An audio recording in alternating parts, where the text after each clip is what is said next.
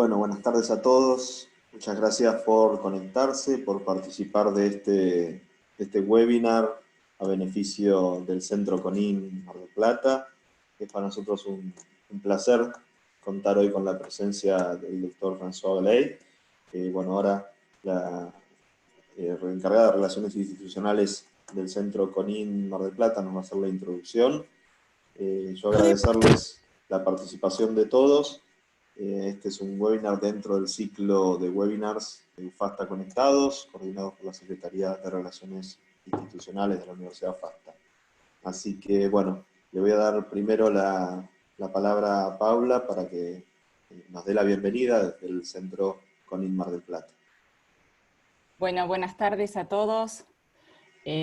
Gracias por sumarse realmente a François especialmente y a los que se sumaron a este webinar, a la lucha contra la desnutrición infantil, una enfermedad contra la que CONIN Mar del Plata y los CONINes que trabajan en la Argentina y en el mundo luchamos incansablemente. Así que tenerte hoy, François, trabajando con nosotros es un honor, es un placer enorme. Así que bueno, vamos con tus aprendizajes, a ver qué aprendemos hoy.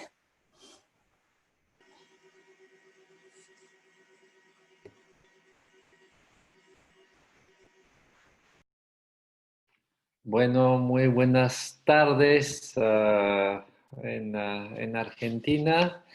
Aquí estamos ya empezando la noche. Bueno, es un gran gusto para mí estar con amigos, amiga como Paula, apoyar el trabajo de CONIN, apoyar algo desgraciadamente todavía muy necesario en América Latina, que es de luchar contra la desnutrición infantil en pleno siglo XXI y también en circunstancias muy peculiares, en lo cuales las familias van tambaleando. Acá tengo una obra de un pintor peruano, Paul Beraún, de una vida familiar en equilibrio inestable, tambaleando y estamos todos así en este momento que nos toca vivir, que nos toca enfrentar y obviamente mi pensamiento para todos y todas los que las pasan muy mal en este momento de crisis, sobre todo que América Latina es el epicentro en este momento de la epidemia, ¿no?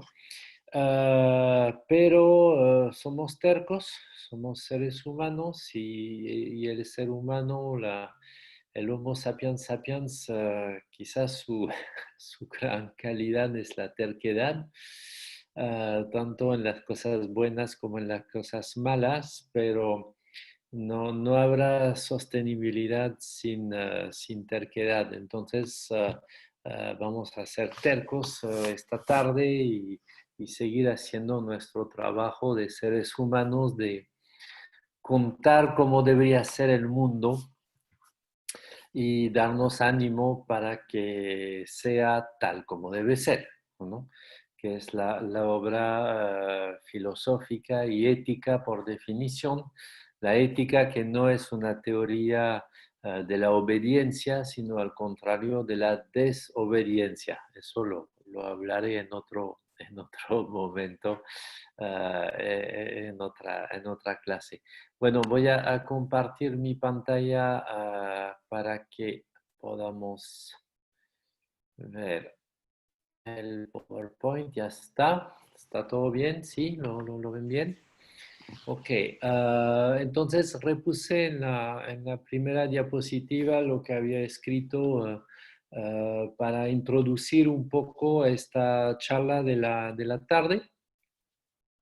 Que primero hemos entrado de lleno y de golpe en esa sociedad global del riesgo que nos anunciaban desde los años 80, lo que vamos a ver es Ulrich Beck que que la empezó a hablar así, esta sociedad global, una sociedad global de riesgo, y vamos a ver qué significa muy brevemente. Y obviamente nos hace salir de las rutinas del siglo XX. Bueno, si queremos, ¿no? Porque si queremos quedarnos en las rutinas del siglo XX, efectivamente no tenemos mucho futuro en el planeta, ya que el siglo XXI será ecológico y no será, y nunca tuvimos ningún siglo ecológico en ese sentido. Y eso está relacionado con una educación resiliente, es decir, que una educación de crisis y que apoye los jóvenes, los niños y los adultos a enfrentar los problemas y a solucionarlos en forma pertinente. Y para eso hay que rediseñar las instituciones como instituciones responsables. Y lo que nos gusta en Úrsula, en la Unión de Responsabilidad Social Universitaria Latinoamericana, nos gusta hablar de la U3S, de la Universidad Saludable, Solidaria y Sostenible. Obviamente, esto vale no solamente para la universidad, sino para los colegios también, todo tipo de escuelas, de instituciones educativas. Tener esas tres S de lo saludable, lo solidario y lo sostenible a la vez. Y esto obviamente implica que estén insertadas en su ecosistema territorial, ecosistema de organizaciones dentro de su territorio, en lugar de apartarse y funcionar como torre de marfil, como se suele hacer desgraciadamente. Lo que nos conduce, y eso será el grueso de mi intervención, a una revolución pedagógica, una revolución que debe encontrarnos preparados,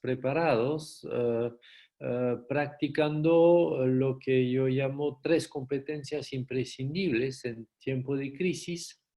Primero, la indignación, porque es facilísimo acertar, dar su consentimiento y meterse en su casa y decir, bueno, pues así es la vida, ¿no?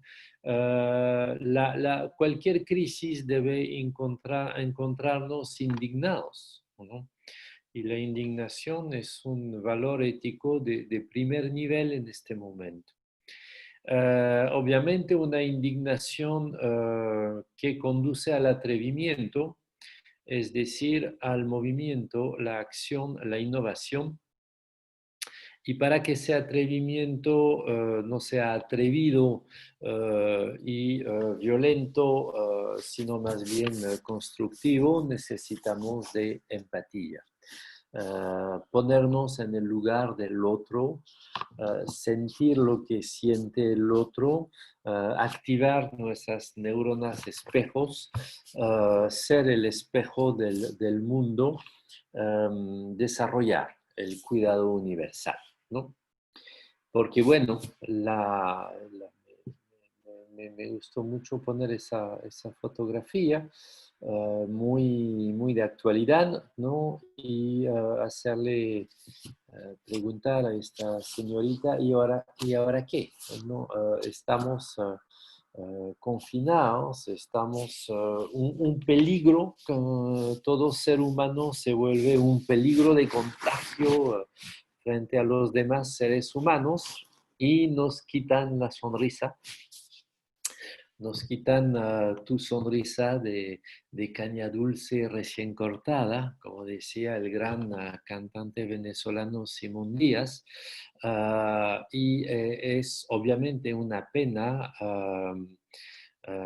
sin la boca, el ser humano no puede hacer su trabajo de narrar el mundo y narrarlo a ti, a ti, a ti, con una gran sonrisa, ¿no? Entonces, bueno, debemos ver en ese y ahora qué, primero, qué está pasando. Y lo que está pasando primero es que lo que nos ocurre en realidad, si lo miramos fríamente desde un punto de vista ecológico, es absolutamente normal, ¿no? Somos una especie viva y como cualquier especie viva, somos frágiles y debemos desarrollar entonces nuestra resiliencia para ser sostenibles, ¿no? Y eso se da siempre en un ciclo adaptativo que vemos aquí, que siempre empieza en la fase R de la explotación de sí misma, está en francés, pero se entiende bien. Una especie viva empieza explotándose a sí misma con poco potencial de sus individuos, con poca conectividad entre sus individuos, y si le va bien, consolida su supremacía dentro de su ecosistema, para nosotros el planeta Tierra entero, porque somos golosos, ¿no? Y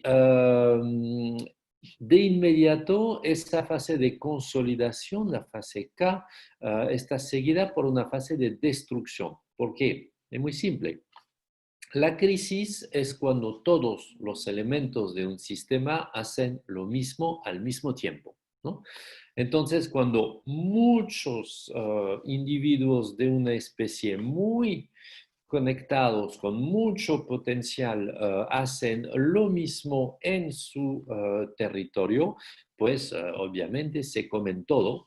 La vida se alimenta siempre de la muerte de otras vidas. Entonces, pues ya no hay comida y empieza la destrucción, ¿no? Y ahí recién la palabra sostenibilidad por fin tiene un sentido, porque cualquiera la utiliza como le da la gana, y obviamente no siempre con un sentido científico. La sostenibilidad viene de la capacidad de la especie en cuestión dentro de su ecosistema de reorganizarse, evitando la destrucción final, la destrucción letal, reorganizándose de tal modo que con menos conectividad con elementos más diversos. Entonces, la diversificación es muy importante, pero conservando un alto potencial de los elementos diversos de la especie, logre pues reestructurarse, ser resiliente frente a su propia destrucción, o bien evolucionar hacia otra especie o bien seguir con el ciclo de adaptación, ¿no? Entonces, bueno, ¿qué nos está pasando? Lo siguiente, hemos empezado efectivamente hace algunos miles de años una revolución que nos permitió invadir la totalidad de la Tierra y crecer inmensamente en el planeta Tierra, que es la revolución agrícola. Somos todos homo agrícola, y gracias a la agricultura hemos podido desarrollar las ciudades y todas las ciencias que hemos conocido. Eso nos llevó muy recientemente, hace 2 siglos más o menos, 3 siglos si queremos, a una segunda revolución, que es la industria, Industria que muy recientemente nos ha hecho salir del campo, ¿no? Es un movimiento muy violento, ese éxodo rural de la humanidad que pasa de la agricultura a la industria con todo lo que implica en problemas, entonces en destrucción, ¿no? La revolución industrial básicamente no es constructiva, sino es destructiva. Estamos destruyendo el planeta, no voy a insistir sobre eso porque lo conocen tan bien como yo. Una sola solución para no desaparecer, la reorganización con una tercera revolución que vamos a llamar ecología en un sentido muy amplio.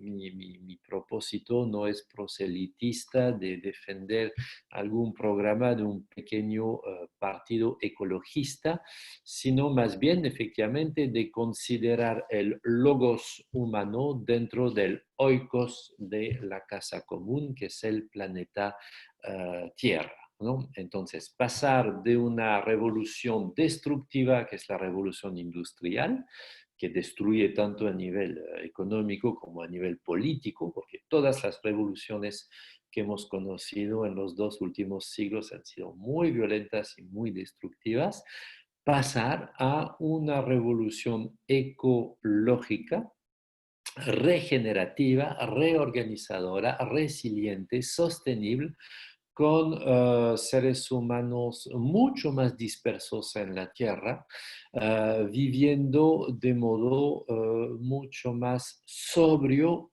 y feliz, ¿no? Es bien importante de agregar siempre la palabra felicidad a la palabra sobriedad, ¿no?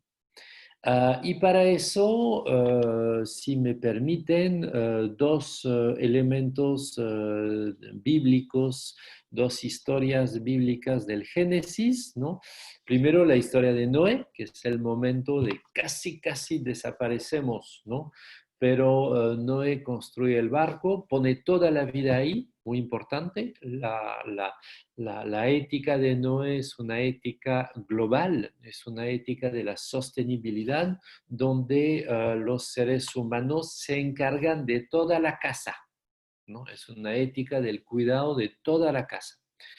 Y justo después de Noé, si se acuerdan, en el Génesis hay un pequeño texto de 12 líneas, genial.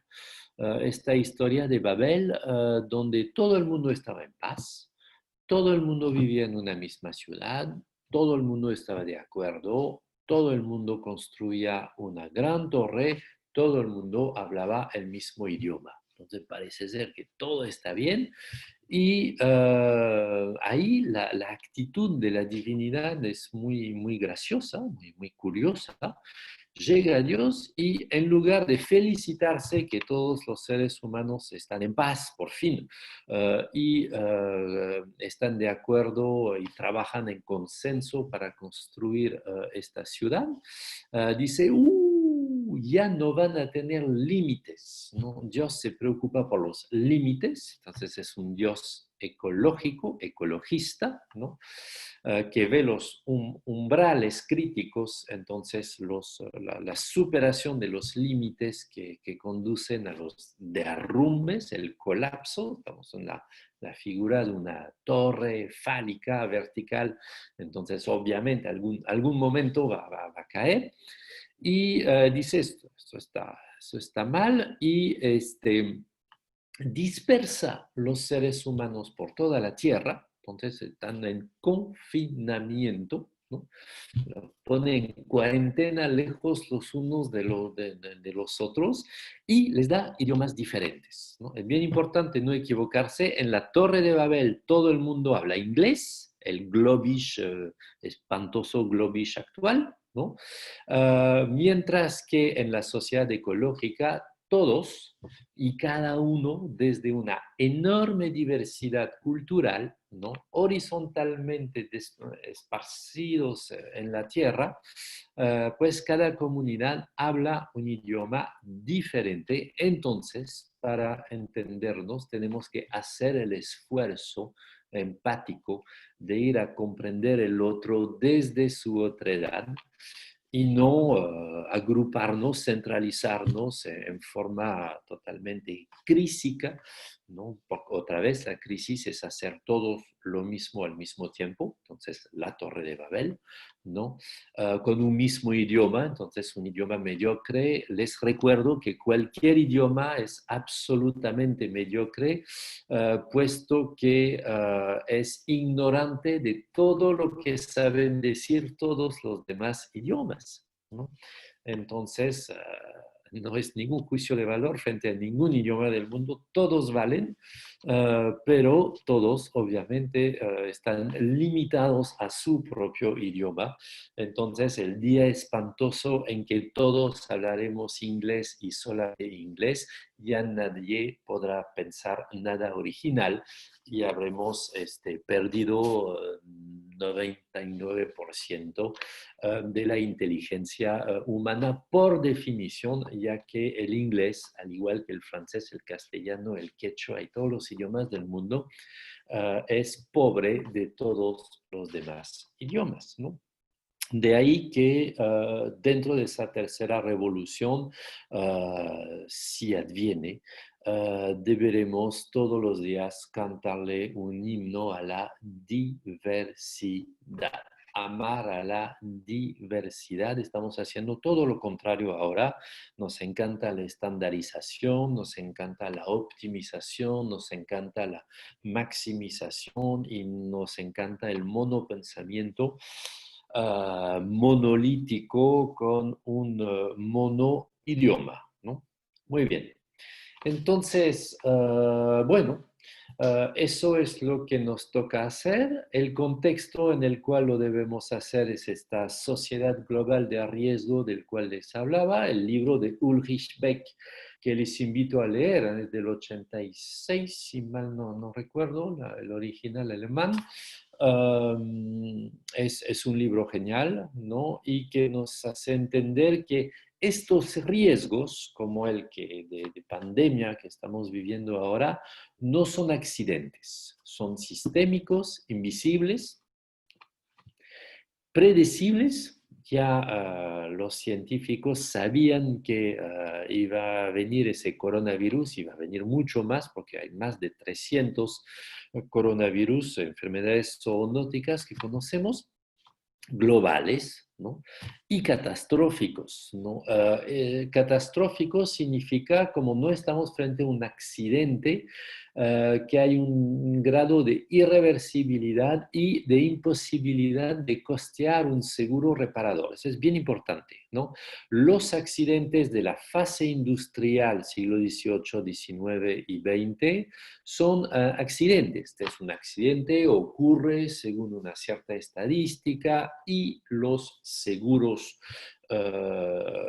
contra los riesgos calculan la ocurrencia de esos accidentes, calculan cuánto se costea para repararlo y nos repartimos entre todos, ¿no? Cobrando nuestro seguro, la ocurrencia de accidente para los algunos que tienen el accidente. Eso no tiene ningún tipo de problema. No estamos frente a eso, ¿no? Obviamente una pandemia, ya ven todas las cifras descomunales de la deuda pública que se está dando a nivel mundial por un pequeño virus, ¿no? Pero piensen en algo mucho más dramático. ¿Cuánto costaría glaciar de nuevo los polos norte y sur cuando ya no tendrán hielo? ¿No? Se dan cuenta que es absolutamente descabellado, no hay modo de costear eso, no hay modo de asegurarnos contra esos riesgos, ¿no?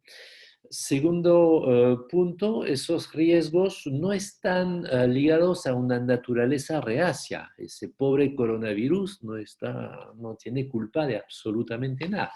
La culpa es nuestra. Hemos destruido los hábitats de esos virus que normalmente están muy lejos de nosotros. Entonces, el único ser peligroso no es la naturaleza, está totalmente dominada la naturaleza, sino nosotros mismos dentro de la naturaleza, porque lo que operamos y lo que transformamos nos pone en condiciones de riesgo, es decir, de destruir la franja de habitabilidad planetaria que es la nuestra. Por ejemplo, el aumento de temperatura, si conduce el promedio de temperatura de la Tierra a ser, qué sé yo, de día más de 50 grados en 60% de los lugares del planeta, obviamente desapareceremos todos nosotros, los mamíferos en general, ¿no? Bien, esos riesgos globales de por su carácter catastrófico y reflexivo, ¿no? Debemos reflexionar a nosotros mismos sobre nuestra mala expansión y mal crecimiento, no son superables por los estados aislados, ¿no? Es absolutamente obsoleto pensar que un estado lo va a arreglar, ¿no? En su territorio nacional. Necesitamos una gobernanza coordinada a nivel mundial, ¿no? Y eso es bien complicado, por supuesto, ¿no? Y finalmente, esa sociedad del riesgo pone en tela de juicio las dos grandes instituciones inventadas por la modernidad, que son la ciencia y la empresa. Las dos son las grandes culpables de la destrucción sistemática del planeta y las dos deben estar sometidas a un control público, democrático y ético, bajar de su pedestal, ya no ser actividades privadas, libres, sino totalmente controladas porque son demasiado peligrosas para dejarlas al buen querer de sus innovadores, ¿no? Y obviamente eso también va a ser bien complicado, ¿no? La ética tiene que cambiar, ¿no? Dale Jamieson de la Universidad de Nueva York lo dice claramente.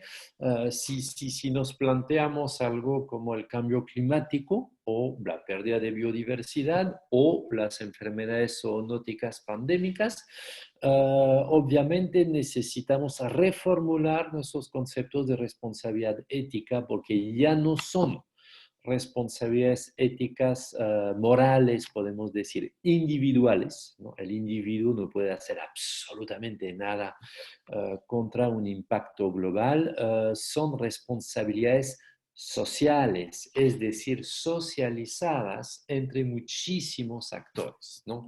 Yo les invito a no confundir la noción filosófica de responsabilidad social con algún uso marketero de algunas empresas con su greenwashing, pero de tomar en serio la palabra que existe no solamente responsabilidades individuales, morales, jurídicas, públicas, sino también responsabilidades sociales, ¿no? De todos los actores sociales reunidos, ¿no? Y eso es muy nuevo también. Y cómo no citar a Joan Tronto, esta gran filósofa del care, de la ética del cuidado, ¿no? Que define muy bien el care, que debemos ahora en esa época que tiene que ser femenina, absolutamente femenina para que podamos sobrevivir. Esa ética del care, Joan Tronto la define como una actividad genérica que abarca todo lo que hacemos para mantener, perpetuar y reparar nuestro mundo, ¿no? De tal modo que podamos vivir en él, ¿no? Y este mundo incluye nuestros cuerpos, nosotros mismos y nuestro entorno, ¿no? Me encanta esa cita de ella. Lo que cambiaría todo sería organizar la vida alrededor del cuidado y no del trabajo, ¿no? Por el momento está organizado alrededor de la economía y del trabajo. La pandemia, lo bueno, es que nos fuerza a mirar el mundo desde la cantidad de camas disponibles en los hospitales y el bienestar del personal de salud, ¿no? Y eso no está nada mal en sí. Bien, todo eso entonces nos obliga para pensar la educación del futuro a pensar la ética en forma totalmente, totalmente, en forma más compleja de lo que la pensamos hoy en día, lo que yo llamo una ética en tres dimensiones, ¿no? La virtud personal, la justicia social y la sostenibilidad planetaria, pero se lo ubico así como si fuera una constelación, porque esas tres dimensiones se tienen que cuidar a la vez. No hay ninguna primordial y las otras serían secundaria. No hay ninguna primera y las otras dos serían posterior. No hay ninguna cronología, no hay nada de eso. Cualquier deber debe a la vez cuidar la singularidad de la virtud personal, la pluralidad de la justicia social y la totalidad, ¿no? Del sistema planetario que hace vivir esas pluralidades de singularidades, ¿no? Entonces, con esas tres dimensiones de la ética, entendemos que solamente la primera dimensión es individual y las otras dos, por definición, son colectivas. La ética, por fin, deja de ser un asunto colectivo, como empezó a hacerlo en modo equivocado hace algunos siglos con la modernidad, ¿no? Entonces, si hablamos en términos de care, de cuidado, eso significa tres cuidados a la vez. Cuidado de mí, de ti, cuidado del nosotros, yo lo pongo en quechua. En el idioma quechua, la palabra nosotros es mucho más rica que el nosotros en castellano, en francés, en inglés o en alemán, porque en quechua, al igual que en guaraní y en otros idiomas oriundos del continente americano, nosotros tiene dos acepciones, ¿no? Podemos hablar de nosotros no más, pero los demás no. Entonces, nosotros como un grupo, como comunidad gregaria, ¿no? Y eso se dice no kaiku. O podemos hablar de nosotros todos, nosotros y todos los demás, ese nosotros incluyente que se dice no cachis, ¿no? Ya ven, el castellano es ignorante de todo lo que saben los demás idiomas. En ese caso, el quechua es más sabio que el castellano, ¿no? Entonces es importante, ahora dedicándonos al tema educativo, es importante abandonar este concepto ciego de la excelencia, ¿no? Una excelencia definida en base a un ranking de mirar al competidor y si estoy mejor que el competidor, estoy excelente y él no, entonces él trata de maximizarse. Esta visión absolutamente ciega deportista es obviamente tonta, puesto que la calidad educativa depende siempre de la pertinencia social de lo que estamos haciendo, educando a nuestros niños, jóvenes y adultos, ¿no? Y obviamente formar excelentes profesionales para servir este desarrollo actual, que es destructor, negro, lleno de CO2, destructor de la biodiversidad, ¿no? Aumentando el cambio climático y todos los riesgos de pandemias, obviamente es tonto y aunque el profesional sea muy bueno, trabajando para un desarrollo insostenible va a trabajar mal. Entonces, incluso si está bien formado, va a trabajar mal. Por eso le pongo esta cancha de fútbol. Entre campeones del mundo podemos obviamente hablar de fútbol. Bueno, pongamos a Lionel Messi y Mbappé a jugar en esta cancha y aunque sean muy buenos jugadores, van a jugar mal. Van a jugar mal en esa cancha porque es la cancha que está equivocada, ¿no? Entonces, es el desarrollo que hay que cambiar. Es la cancha que hay que enderezar, ¿no? En este caso, y eso les da una tarea a los jóvenes de hoy mucho más difícil que la tarea de sus padres y abuelos, que era solamente hacer crecer y hacer crecer el Producto Interno Bruto, ¿no?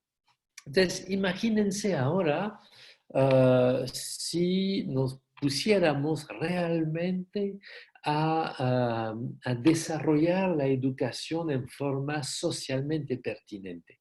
Imagínense que en nuestras universidades, sin hablar de los colegios, tenemos millones de estudiantes en Latinoamérica, ¿no? Y se imaginan esos millones de estudiantes cumpliendo con sus tareas formativas de modo innovador a través del aprendizaje-servicio, investigando y aportando soluciones a los 1000 problemas de su territorio. Sería una palanca de desarrollo tremendo, porque hay muchos otros actores que se encargan del desarrollo, pero en general les falta mano de obra, les falta horas hombres para poder cumplir con eso. Y nosotros lo que más hay en una universidad es gente, tenemos un montón de gente. Calculen si cada estudiantes latinoamericanos se pondría cada año dentro de su formación a plantar 10 árboles, ¿no? Podríamos reforestar en muy pocos años la totalidad del continente. Habrán visto obviamente que yo les he puesto en forma muy desobediente no 17 objetivos de desarrollo sostenible, sino 18, porque gracias al trabajo de la asociación ANIA, se acaba de lanzar, por eso le pongo esta página web ahí que les invito a ir y inscribirse ahí, personal e institucionalmente. Y ya no tenemos 17 objetivos de desarrollo sostenible, sino un número 18, otro objetivo de desarrollo sostenible, el que faltaba y el necesario para alcanzar todos los demás, que es la empatía activa por la vida. Razón por la cual estoy lanzando yo un nuevo curso de ética basado en la empatía activa, porque obviamente son cursos muy diferentes y son trabajos muy diferentes, cuidándome a mí mismo desde mi cuerpo, cuidando al otro y cuidando el planeta, ¿no? Bien. Entonces, bueno, imaginemos que los estudiantes fueran palanca de desarrollo, pero la realidad es diferente. La realidad se parece más a esta. La fuerza de juventud está muy a menudo dispersa, despilfarrada, desmotivada, desubicada, subutilizada. Tiene que cumplir con tareas absolutamente estúpidas en cursos de muy poco sentido, tareas que realizan de la manera la más floja posible, solamente para obtener una nota, Después el trabajo termina en la basura porque no sirve para nada más allá de la nota y entonces se despilfarra energía. Qué pena. No les digo que con esa crisis de pandemia y todas esas clases por Zoom, desde el fondo de la casa, cuando hay conexión a Internet y cuando hay una computadora para estudiar y cuando hay un poco de calma para poder trabajar, obviamente todo eso se vuelve cada vez peor, ¿no? Entonces debemos de cambiar, ¿no? Es obvio. No habrá siglo XXI sin la ecología, pero no habrá ecología sin un cambio drástico en la manera de enseñar y aprender. Y este cambio va a estar ligado a muchas cosas diferentes. Acá, bueno, hablo de la universidad, pero es aplicable para los colegios, ¿no? Primero, una gestión social y ambientalmente responsable de la misma institución, ¿no?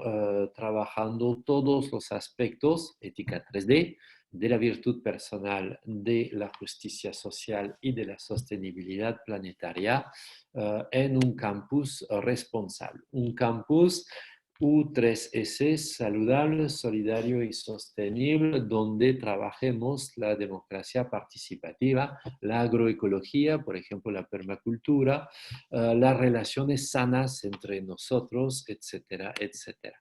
Otra gestión del conocimiento, asumir que estamos en la era Internet, vamos a rehablar de eso ahorita.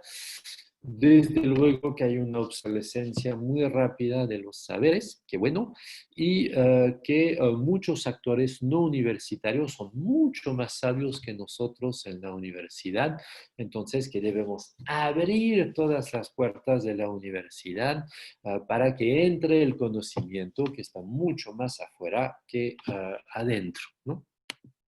Una dinámica de aprendizaje centrado en el estudiante. Hace décadas que lo repetimos, pero todavía no está, no está en los hechos, ¿no?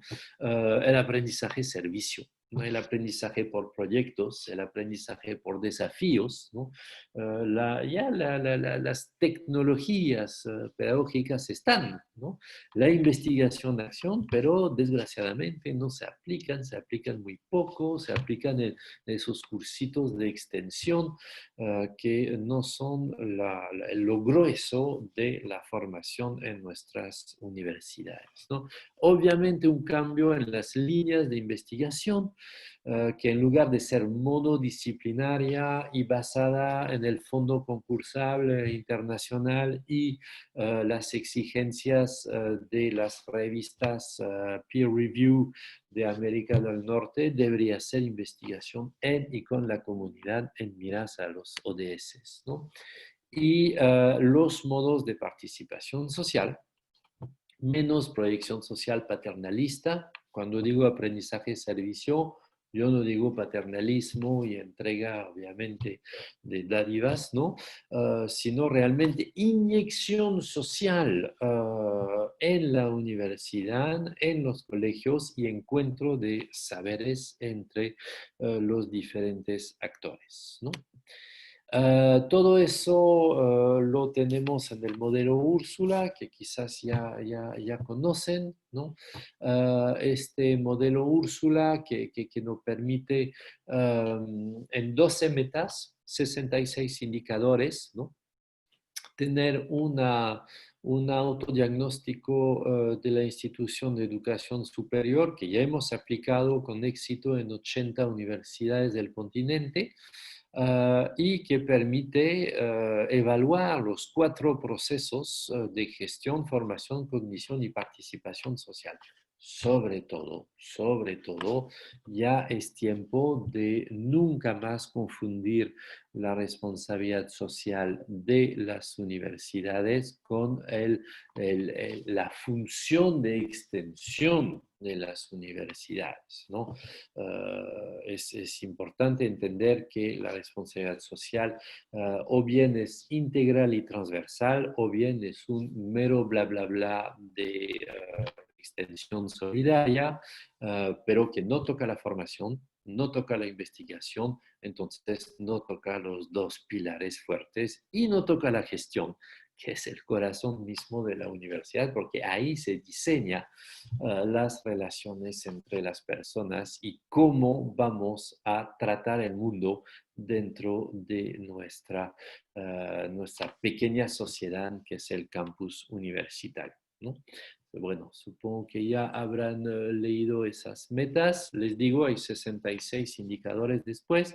Y en el manual de Úrsula, totalmente a libre descarga en nuestra página web, que voy a poner ahorita, lo tendrán acceso a él. Bien, entonces, esa educación moderna que nos condujo a esa destrucción sistemática del planeta tiene que ser co-culpable de la situación actual, ¿no? Y efectivamente, curiosamente, lo que esa educación moderna nunca cumplió es con la autonomía personal del educando. Curiosamente, la educación, aunque lo diga, ¿no? Porque el bla, bla, bla siempre está, ¿no? Pero en los hechos hace todo para que el alumno sea extremadamente dependiente, hiperespecializado cuando llegue a ser estudiante, entonces hiper ciego, hiper incapaz de solventar sus problemas solamente a través de su pequeña hiperespecialización que tiene que vender y remunerar suficientemente bien para poder comprarse los servicios de todos los demás, ya que no sabe hacer absolutamente nada, ¿no? Y lo que nunca cumplió también la educación moderna es la resiliencia grupal, ¿no? Ya que se ocupa, no sé por qué, pero es una tontería más, se ocupa del individuo y evalúa al individuo, se preocupa por las competencias del individuo en lugar de preocuparse por las competencias del grupo, y obviamente ahí el individuo aprendería muchísimo más en grupos solidarios. Y los grandes olvidos de esa educación moderna, pues son justamente lo que nos permite adquirir un poquito de autonomía, ¿no? Mi cuerpo, ¿no? Mi cuerpo no como máquina para hacer deporte, ¿no? Con una ideología militar, sino como vida sintiente, como capacidad de empatía, como propiocepción, ¿no? Ese cuerpo propio, pues no enseñamos a los alumnos la meditación, no sé por qué, no enseñamos a los alumnos cuidar su cuerpo, sentirse desde dentro, resensibilizarse, desarrollar su empatía, no sé por qué, pero nunca enseñamos eso. Entonces, en el altar de mi propio cuerpo, como alumno, me han sacado de mí mismo para dirigirme hacia objetos fuera de mí, entonces quedando en mí un enorme vacío patológico, ¿no? Tampoco enseñamos en el colegio la cocina, o sea que debería ser esencial, ¿no? Cómo alimentar bien este cuerpo propio, sabiendo que la cocina es el motor de la salud y del vínculo social, ¿no? Del vínculo empático con el otro, ¿no? ¿Qué hacen con sus amigos? Sino que les invitan a comer a su casa, lógico, ¿no? Entonces, qué pena que no trabajemos sistemáticamente la cocina en el colegio. La salud, yo he salido del colegio sin saber cuántos órganos tenía dentro de mi cuerpo y para qué servían, ¿no? O sea, es realmente una negación completa del sujeto, ¿no? Obviamente, la vida comunitaria solidaria no hay. Miren el bullying, ¿no? Que se está desarrollando en todos nuestros colegios, y tampoco se invita a la naturaleza como maestra de vida, como Pachamama. Por eso le pongo esta foto abajo de un proyecto TINI de la asociación ANIA, que es una asociación que trata de reponer en los colegios la presencia de la naturaleza y que los mismos alumnos vayan cultivando la tierra, ¿no? Bajo el mando de la Pachamama. Realmente es un gran trabajo que transforma y se ve el colegio de cemento en colegio de alegría, ¿no?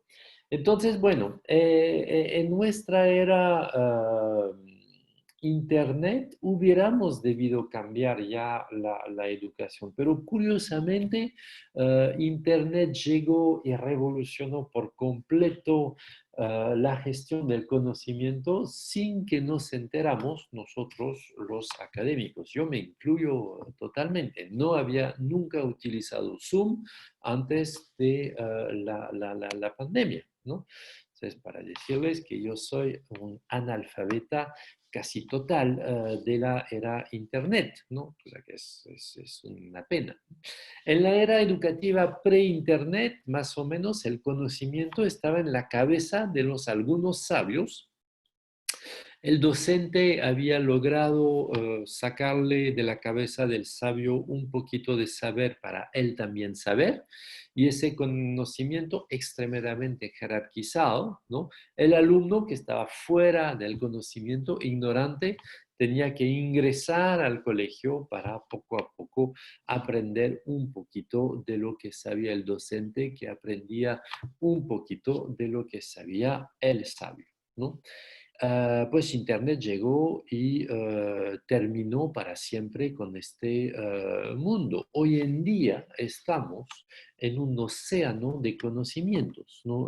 Cada día se produce una cantidad de conocimientos espantosos, no tengo las cifras en cabeza, pero los miraba ayer o otra vez. Es imposible en toda la vida aprender todos los conocimientos que se generan en 2, 3 días de Internet, ¿no? Vivimos en un océano, en un universo de conocimientos y estamos inmersos dentro de él. Todo el problema es de saber experimentarlo, innovar en él, utilizarlo, manipularlo, hacer cosas pertinentes dentro de ese conocimiento que está ahí, ¿no? Y obviamente los actores entonces que antiguamente lideraba el proceso de educación, están inmersos ellos también en ese mundo. Hay educación por todos lados. Los sabios no tienen una posición jerárquica envidiable frente a ningún otro tipo de operador de ese conocimiento. Un influencer de Instagram sin duda enseña más, no necesariamente mejor, pero enseña más que cualquier profesor universitario a mucho más gente, ¿no? Y quizás eso es un problema, ¿no? Y obviamente los alumnos, los docentes, todo el mundo está en relación de redes con miles de actores que también educan todo el tiempo, ¿no? Y pongo dos personajes, un poco la cabeza al revés, porque ahí en esta era Internet es dramático estar fuera del conocimiento, porque es estar fuera del mundo y realmente esta brecha es mucho peor que el no mandar a la escuela primaria un niño en el siglo XX, ¿no? Entonces, en ese nuevo paradigma de educación, ya no estamos frente a la transmisión individual desde una cabeza sabia hacia una cabeza ignorante, ¿no? Estamos frente al paradigma de la exploración. Y la verdad, apenas empezamos, y lo bueno de esa pandemia es que nos fuerza a entrar de golpe a través de la virtualidad en ese otro mundo, pero todavía nos falta mucho, ¿no? nos falta realmente experimentar a través del conocimiento y entender qué significa, ¿no? Primero nos damos cuenta cada vez más que el storytelling, hay que decirlo en inglés, no sé por qué, pero se dice en inglés, ¿no? La narración de cuentos es importantísima, ¿no? En esa fase de un conocimiento oceánico en el cual tenemos que explorar, es importante ubicarse. Y ubicarse es narrar su historia, ¿no? Narrar su historia en el océano, ¿no?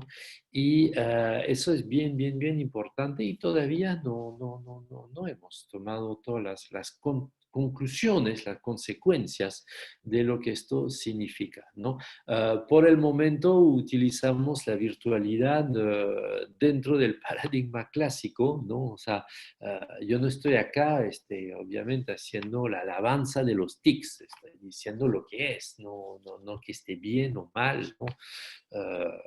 Dice Big Data, hay cosas muy buenas y cosas muy malas, obviamente, pero utilizar la tecnología digital para hacer lo mismo que hacíamos en el salón de clase presencial en la época de la transmisión del conocimiento, esto no sirve mucho, no sirve mucho.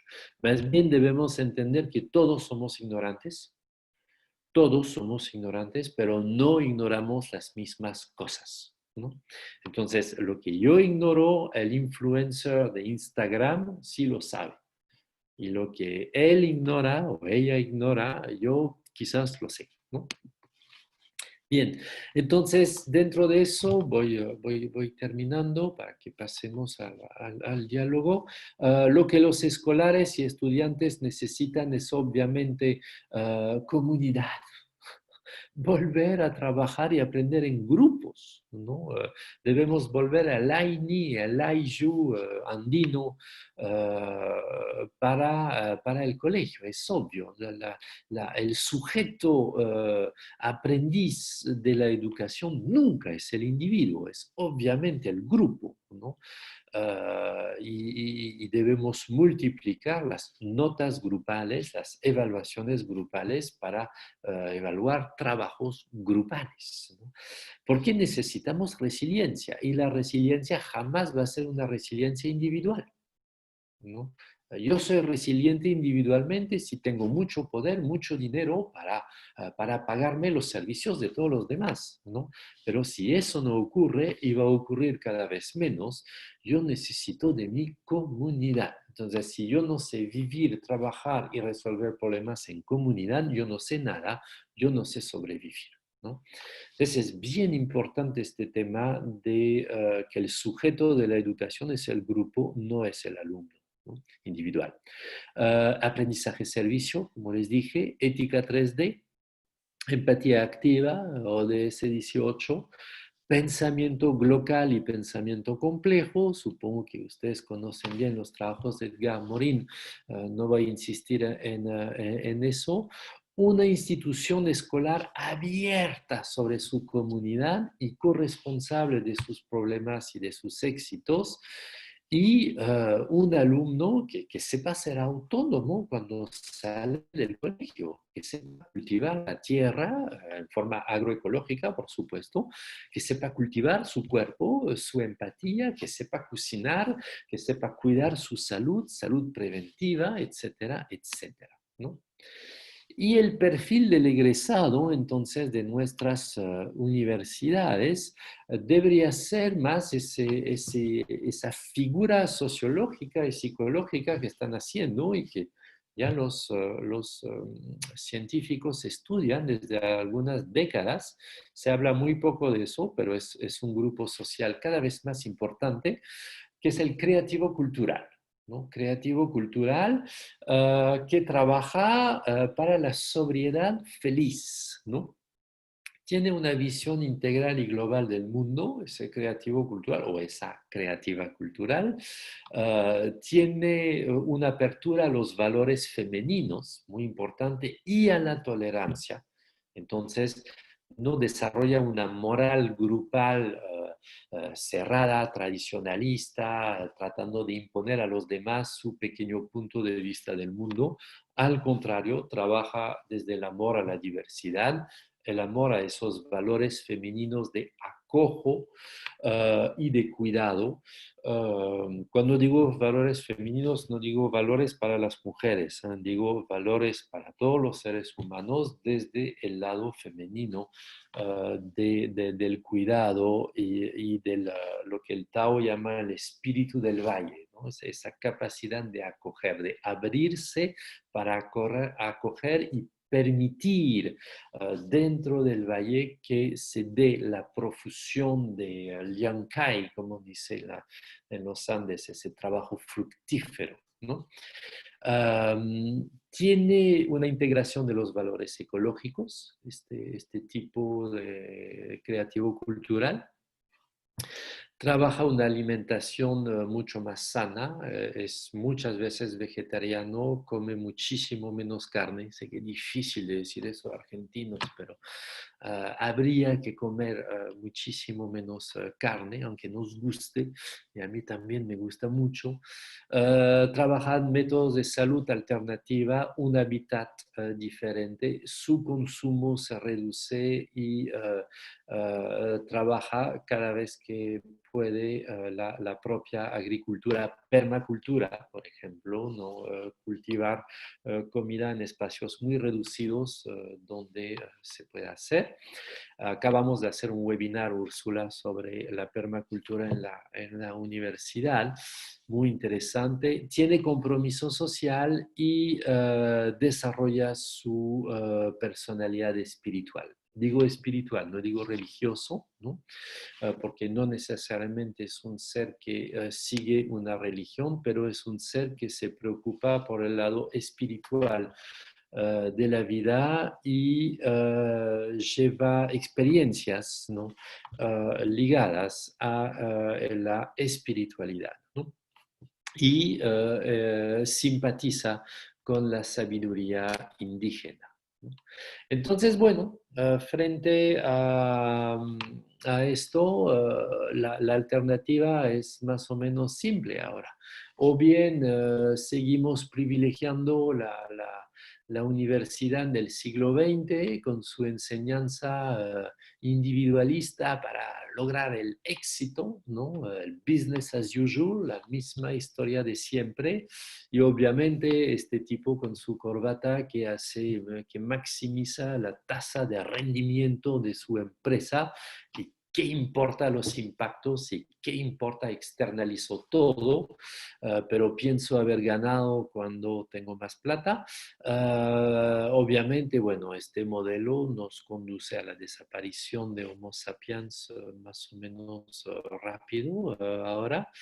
O cambiamos y empezamos a trabajar desde la primaria, el colegio y la universidad un nuevo perfil de ser humano más empático, más equitativo, más sincero consigo mismo, sus fragilidades, sus vulnerabilidades. Sí, somos mortales, ¿no? Y cada uno vamos a morir y debemos preocuparnos por esto, ¿no? Bien, entonces después del coronavirus, ¿qué haremos? ¿No? Pasaremos a la historia del Arca de Noé y del Dios post-babélico, ¿no? Y nos dispersaremos y de nuevo vamos a trabajar la diversidad, o seguiremos en el Titanic planetario, todos en el mismo barco, todos haciendo lo mismo, todos hablando inglés y todos yendo hacia el iceberg terminal, ¿no? Ese es el tema. Entonces, como les decía, hemos trabajado ese modelo Úrsula de responsabilidad social universitaria integral en sus estrategias, herramientas, indicadores en este manual, el más corto posible, con ameno, y que pueden encontrar y descargar gratuitamente, por supuesto, en esta dirección. Y bueno, no quería dejar de saludar, agradecer y recordar que si ustedes y yo estamos aquí en este momento, por el gran milagro de la vida, no es ningún milagro, es por los agricultores, los grandes ingenieros, innovadores, científicos que crearon todos los vegetales que comemos hoy en día. Les recuerdo que la papa es un invento humano, no es un producto de la naturaleza, ¿no? Fíjense cómo los antepasados andinos han logrado crear en el Perú, en el Tahuantinsuyo, más de 3.000 tipos de papas. Les invito a mirar y a disfrutar de estas diversidades de papas que obviamente no encuentran en su mercado. Qué pena. Les juro que conozco algunas de ellas, son riquísimas y con colores alucinantes. Les invito a mirar que las papas tienen exactamente el mismo color que la vestimenta de estos ingenieros y científicos, y les invito a recordar las 3 virtudes andinas que permiten hacer bailar a la papa, porque también se hace bailar a la papa para obtener papa. Esas 3 virtudes andinas que son Munay, ¿no? El cariño para hacer las cosas, ética del cuidado; Liankai, el trabajo fructífero, el trabajo que da frutos, este trabajo, no cualquier trabajo, ¿no? Y Yachay, la sabiduría, ¿no? Entonces, necesitamos otra escuela, y como lo dibuja también Tonucci, ¿no? Pero pronto, dice el pobre niño, y necesitamos obviamente una universidad alternativa, y viendo las cifras espantosas de la CEPAL sobre la actual pandemia, nuestro continente también puede decir, pero pronto, una universidad alternativa que se ocupe por fin de su territorio, ¿no? Muchas gracias. Bueno, muchísimas gracias, François. Tenemos una serie de preguntas que las voy a ir leyendo para que puedas hacer algún comentario en relación a ellas. Sí. Nos preguntan, me gustaría preguntar por la enseñanza de la resiliencia grupal, cómo trabajarla en los diferentes niveles y con qué objetivo. Bien, primero, siendo un humilde filósofo, yo no les voy a dar los trucos y el plan establecido para hacer eso. Apenas empezamos a trabajar el aprendizaje basado en problemas reales, problemas sociales reales, desafíos, ¿no?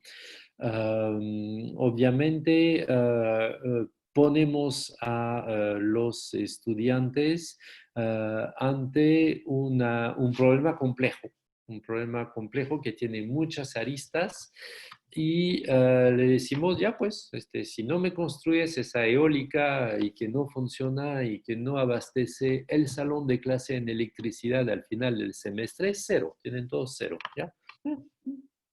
Váyanse. Obviamente ahí los estudiantes tienen que trabajar juntos y tienen que buscar el conocimiento por todos lados. Entonces ya no estamos frente a un estudiante apático que espera que el profe le transmita conocimientos, sino tenemos un estudiante activo que nada en el océano de conocimientos, tratando de ver dónde está lo pertinente para resolver el problema. Y obviamente, como es un océano, se da cuenta que el grupo de 4, 5, 6 estudiantes que trabajan juntos logran abarcar mucho más conocimientos que si yo trabajo a solas, ¿no?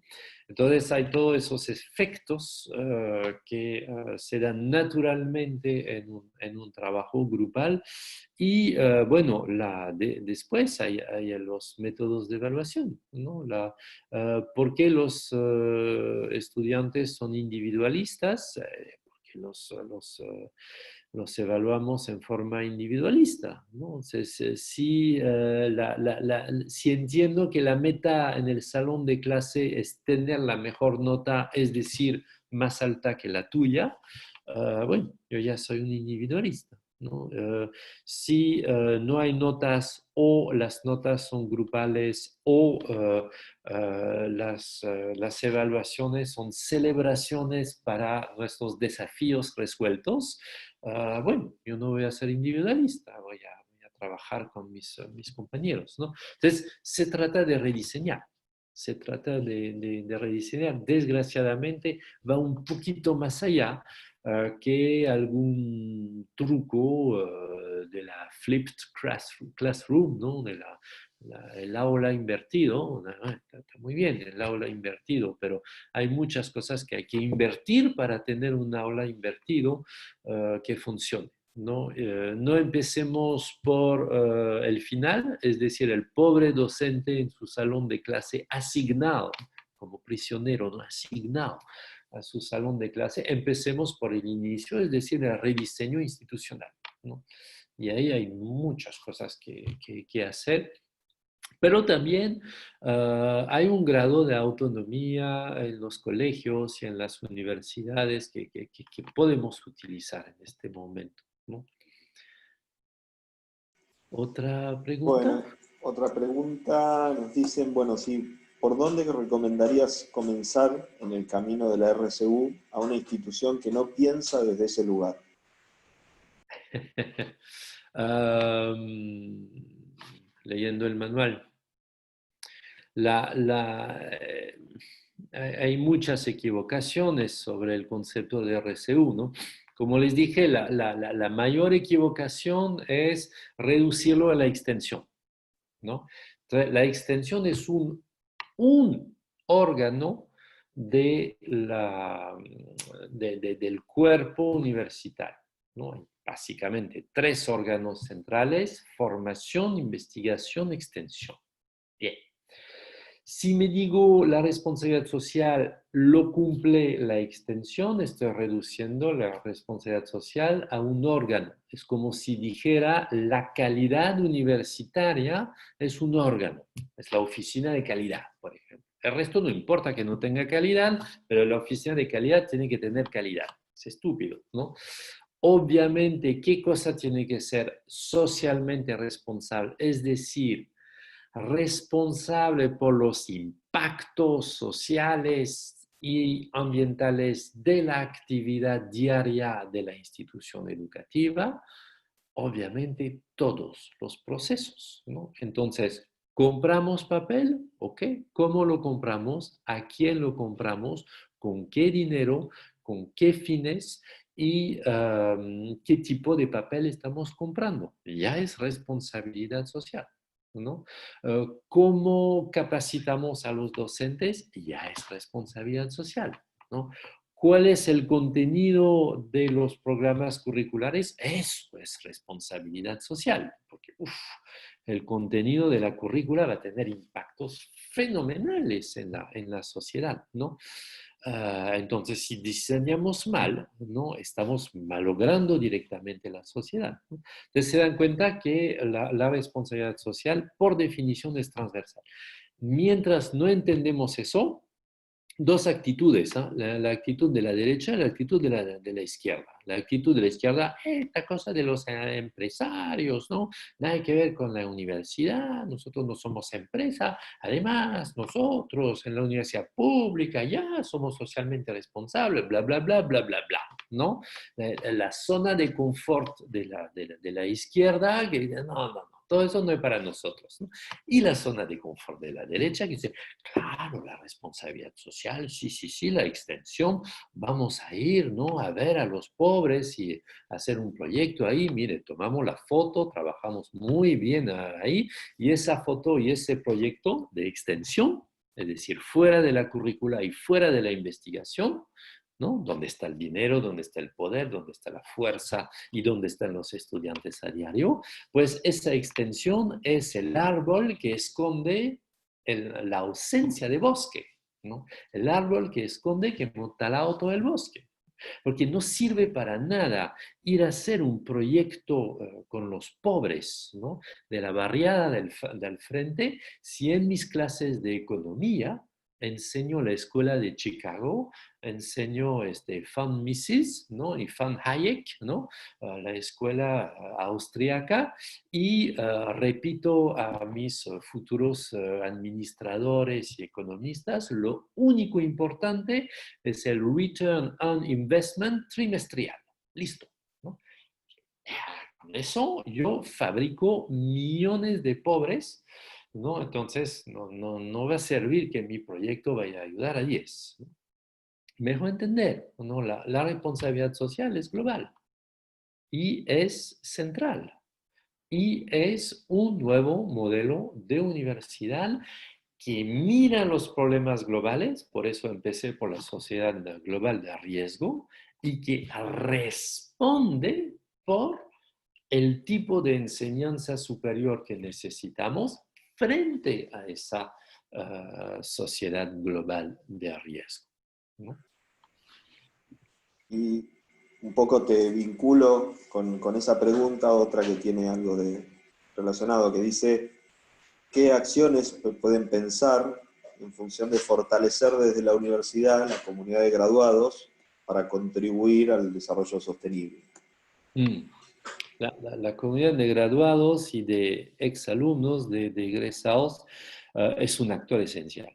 Es un actor esencial que hay que reinyectar dentro de la universidad.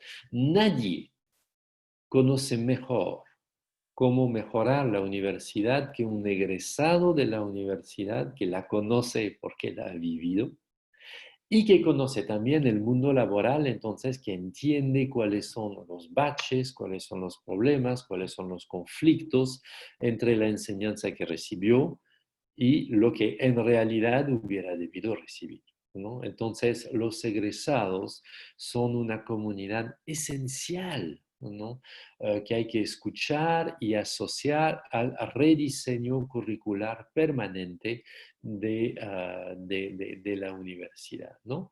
Pero la misma universidad diseñada desde la responsabilidad social nos conduce a aliarnos con un montón de actores dentro de ese océano de conocimiento que es la sociedad actual, sociedad del conocimiento.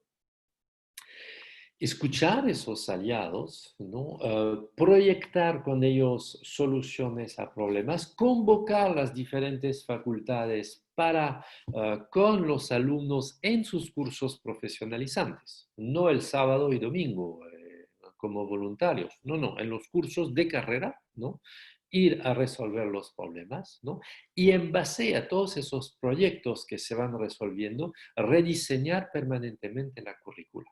Y así tenemos un modelo que se retroalimenta permanentemente de plantear problemas, solucionar la obsolescencia de la currícula y replantearse problemas, etcétera, etcétera. Y una pregunta más, en función de todo este modelo, ¿no? Y cuál es el papel de la tecnología pensando en el rápido avance que hay últimamente. Señalaste también el modelo en la era de Internet, el modelo nuevo también de conocimiento, habitar el conocimiento. ¿Cómo juega Correcto. la tecnología en ese modelo? La,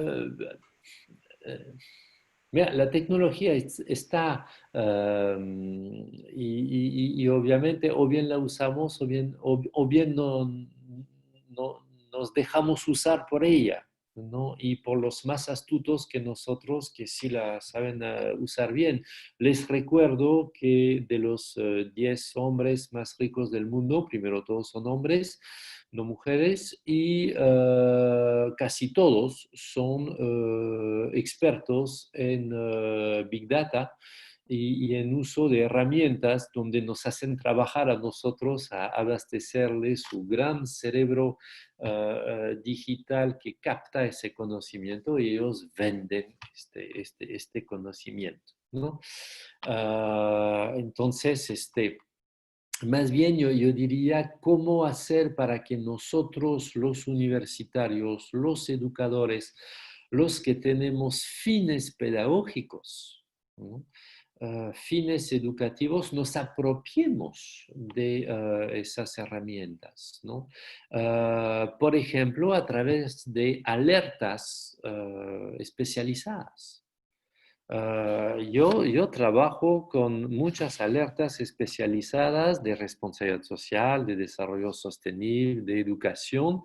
Todas están en francés porque yo no logro ver en el mundo latino alertas o bien diarias o bien semanales que sean realmente alertas, es decir, que estén a la punta de la frontera del conocimiento, que agrupen ese conocimiento con un uso de la tecnología justamente para estar al tanto de lo que está pasando en su pequeña especialidad y que pueda dar a todos los abonados, ¿no? El conocimiento fresco de lo que hay que conocer, ¿no? Más allá del trabajo de los periodistas que todavía hay, necesitamos nosotros los universitarios crear alertas ágiles, ¿no? Y de punta. En temas especializados, ¿no? Y que sean alertas rápidas. No sirve que me digan cada año lo que pasó en el año. Yo quiero saber cada 3 días si hay algún cambio, ¿no? Porque el monitoreo del océano tiene que ser permanente para conducir el barco. Entonces, esto es súper importante. También trabajar en alianzas. Durante el confinamiento, buena parte de la televisión francesa ha sacado programas con un logo entregado por el Ministerio de Educación, que dice Nation apprenante, nación aprendiendo, nación educándose, ¿no? Y con ese logo el docente puede inmediatamente ver que este programa sí ha sido seleccionado para ser un programa educativo. Entonces puede decir a sus alumnos, vayan al canal tal a mirar este programa, etcétera, en su televisor y lo hablamos en el chat, etcétera, o hacemos algún trabajo con este programa. Entonces se dan cuenta que quien dicta la clase es el programa de televisión. Son los periodistas, son los documentalistas, los realizadores de la película, etcétera, etcétera. No importa. Pero el profesor es el tutor, es el facilitador, es el acogedor que contiene la narrativa de los alumnos dentro de ese mundo de conocimiento y que va dirigiendo, ¿no? Y va facilitando la adquisición de conocimientos, ¿no? Entonces, es un colegio policéntrico, es un colegio que tiene varias cabezas también, muchos actores lo piensan y estamos lejos del monolítico discurso del profesor todopoderoso, todo sabio delante de sus alumnos, ¿no? esa es lo que se está diseñando. Yo estoy fascinado por ejemplo, esas comunidades de aprendizaje mutuo que, por ejemplo, los jugadores de videojuegos constituyen, ¿no? Sin decir nada a nadie, están ahí con su juego, hacen chat, hacen tutoriales YouTube, se encuentran, hacen campeonatos, se pasan la voz, se amistan también, o sea, hay un montón de relaciones sociales y progresan en su pasión, progresan en su pasión, ¿no? No hay ningún profe y funciona muy bien, muy bien, muy bien, ¿no? Inspirarnos un poquito más de estas comunidades de aprendizaje mutuo autogeneradas, ¿no? En lugar de seguir con nuestra pirámide del siglo XX en pleno siglo XXI, ¿no? Entonces, no es la tecnología por sí, no es que con el programa Camtasia todo va a cambiar en tu salón de clase o utilizando Blackboard, todo va a ser genial, ¿no? Si utilizas Blackboard con la misma mentalidad de siempre, vas a tener los mismos resultados de siempre, pero sin la presencialidad, ¿no? Lo que es muy cansador, ¿no? Porque ya han estudiado el hecho de, estoy tratando de mirarlos a través de la cámara en este momento, el hecho de no mirarnos en los ojos cansa muchísimo cuando comunicamos, ¿no? Porque tenemos un cuerpo sintiente, ¿no? Tenemos un avatar digital, ¿no? Y ese cuerpo sintiente, que tiene más de 200.000 años, ¿no?, de haber sido diseñado, necesita el contacto, necesita el cariño, es mamífero. Bueno, y confiemos que pronto vamos a poder reencontrarnos y experimentar nuevamente esa sensación de estar en contacto más Ojalá. cercano y personal. Bueno, François, esas fueron las preguntas. Seguramente van a ir surgiendo más, así que en algún otro momento podremos compartir otro espacio.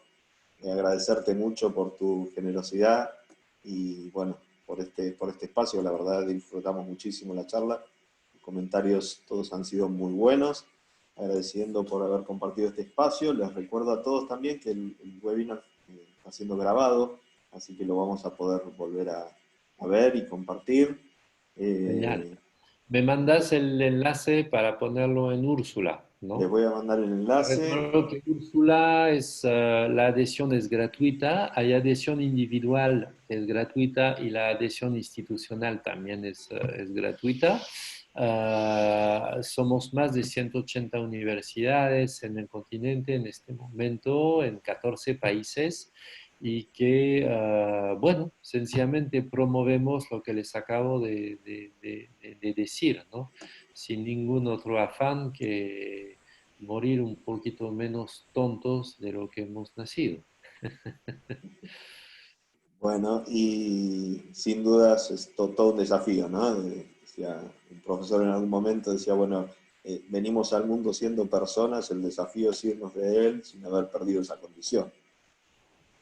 Sí, Así que pues. bueno, agradecer Ahora, nuevamente, Paula, por parte de Conin. Gracias, François. La verdad que un placer haberte escuchado. Suena fácil, suena renovador, inspirador. Espero que todos los docentes que están hoy acá escuchándote tengan la capacidad de llevar todo esto a la práctica, porque realmente si no, nosotros trabajando donde estamos, en el campo de batalla, en Conini, viendo la pobreza todos los días, lo duro que es, no nos parece nada justo seguir viviendo en un mundo con gente que viva de esa manera. Así que tener los docentes hoy acá con vos, pienso que puede ser una alianza muy interesante para generar el cambio que necesitamos para vivir más dignamente todos. sí, sí, sí, sí, sí, Paola, el combate es inmenso y, bueno, lo que debe absolutamente indignarnos ahorita para actuar y Sí, tener empatía es que ya han caído millones de personas en la pobreza en América Latina, ¿no? En 2 meses, ¿no? Claro. Y eso va a ser dramático, y tú que te ocupas de la desnutrición infantil es obviamente uno de los impactos colaterales, ¿no? de este confinamiento, ¿no? Sí, sí, es muy duro verlo. Y vemos bueno, que la solución que tenemos nosotros no alcanza. Solos ahí trabajando en CONIN realmente que no estamos haciendo gran cosa.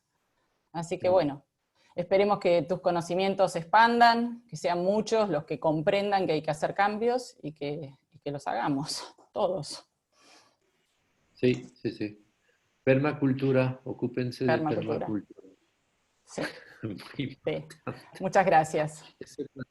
Se trata de comer, y de comer bien.